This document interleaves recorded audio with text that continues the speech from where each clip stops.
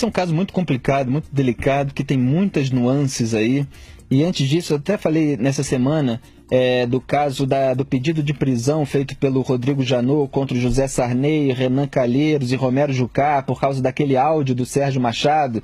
E aí eu fazia distinção daquilo que é uma indecência, daquilo que soa muito mal, para a prática de um crime.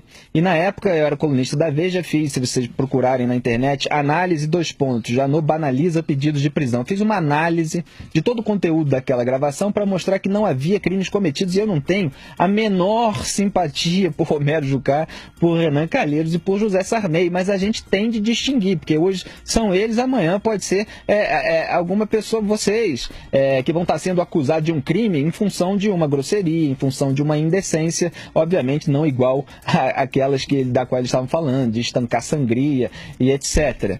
Então, no caso do Bolsonaro, também envolve isso, porque ele reagiu de uma forma que pode ser considerada grosseira, mas ele reagiu a um insulto. A Maria do Rosário o chamou de estuprador. E é incrível como isso é ignorado por pessoas da justiça, pela imprensa que não simpatiza com Bolsonaro, que não conta a história completa. Quer dizer, eles estavam discutindo originalmente, só para lembrar aqui do meu próprio artigo, questões que são pertinentes à atividade parlamentar referentes à redução da maioridade penal. Por causa do Champinha, né? Por causa do Champinha, contra a qual a Maria do Rosário se posiciona mesmo em caso de estupradores como o monstro Champinha, que teve aquele estupro coletivo com uma menina que depois, inclusive, foi assassinado o namorado dela. Então, um caso bizarro, e o Bolsonaro estava mostrando como é um absurdo você defender a manutenção da idade penal que deixa essa gente impune como Champinha. E a Maria do Rosário estava do outro lado, quer dizer, defendendo a impunidade do estuprador.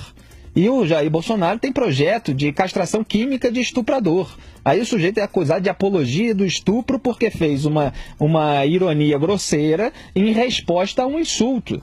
Quer dizer, você tem, inclusive, legalmente atenuante de reação a um insulto. O STJ não entendeu isso. Não, incrível, não né? entendeu isso, e eu até estava separando aqui um trecho da relatora do caso, a ministra Nancy Andrighi, não sei como é que se pronuncia esse sobrenome, que ela votou contra o recurso do Bolsonaro, e ela disse assim: a expressão não merece ser estuprada constitui uma expressão vil que menospreza a dignidade de qualquer mulher, como se uma violência brutal pudesse ser considerada uma benesse, algo bom para acontecer com uma mulher.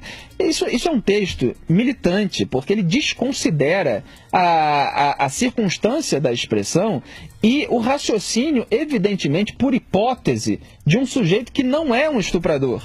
Então, o Bolsonaro, inclusive, numa entrevista, numa dessas situações em que ele está sendo acusado, ele disse, ele disse claramente, eu não sou estuprador, mas se fosse, não iria estuprar porque não merece. Eu, na época, até falei assim, vem cá, na frase, se eu fosse um assassino, não mataria fulano porque ele não merece, segundo o STF, eu seria um apologista do assassinato? Se eu dissesse, se eu fosse assaltante, não assaltaria Beltrano porque ele não merece, seria um apologista do assalto? Eu acho absolutamente ridícula essa compreensão, dado que é um deputado que estava ali lutando contra os bandidos e que estava raciocinando por hipótese para fazer uma chacota que obviamente pode ser condenada. Eu jamais faria, jamais teria essa reação. Eu não sou intempestivo como o Bolsonaro.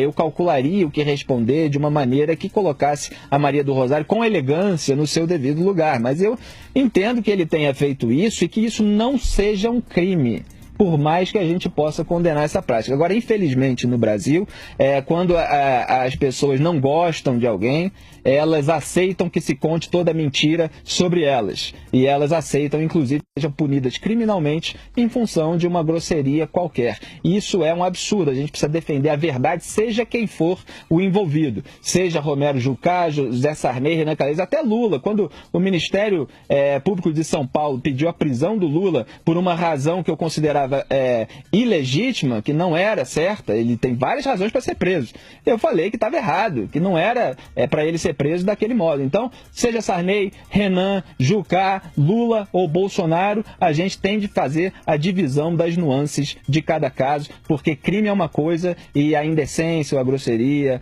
ou uma reação intempestiva é outra. São outras completamente diferentes.